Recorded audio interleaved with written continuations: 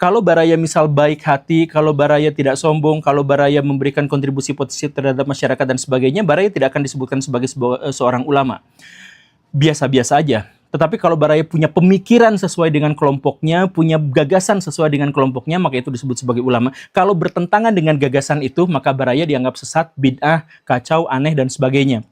Betapapun, kalau misalkan Baraya melakukan tindakan kejahatan habis-habisan, tapi kalau pakai sorban dan penafsiran terhadap Al-Qur'annya sama, seperti penafsiran kelompok, maka Baraya disebut ulama. Tapi kalau Baraya berkorban sampai tetes darah penghabisan, sampai mati, sampai dibanjur air keras demi menegakkan kemanusiaan, Baraya tetap dianggap bukan siapa-siapa dalam konteks pemikiran keberagamaan. Nah, gitu kan? Sama kan?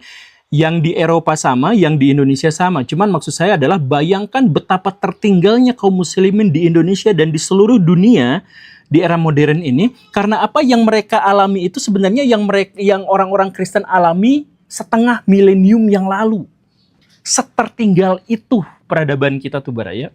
Nah, tapi balik lagi, kenapa sih orang-orang Kristen di abad pertengahan itu menganggap bahwa baik dan buruk itu tergantung pada pemikiran? Cabul boleh, tapi kalau pemikirannya beda itu nggak boleh. Kenapa harus seperti itu?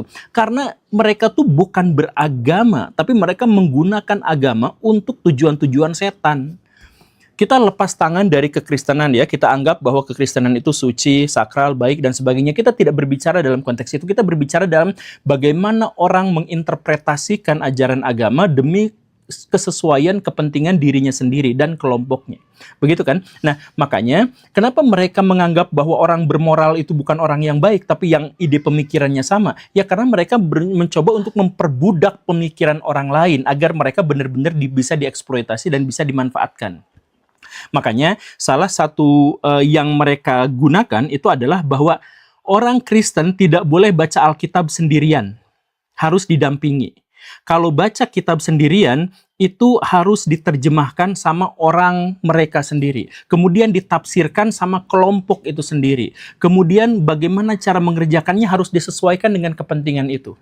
Jadi kalau ada orang Kristen baca Alkitab, itu nggak boleh, dilarang keras.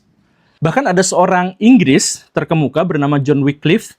Beliau mencoba untuk menerjemahkan Alkitab dari bahasa Latin ke dalam bahasa Inggris, dan apa yang terjadi habis-habisan Baraya, dianggap sesat, dianggap jahat, dia dikucilkan dia. Padahal beliau itu adalah orang yang sangat mengerti agama, tapi dikucilkan, dan setelah itu apa? Bahkan setelah meninggal pun kuburannya tuh dibongkar. Tulang-tulangnya tuh diambil terus dibakar. Saking bencinya orang-orang gereja terhadap orang yang berani menerjemahkan Alkitab.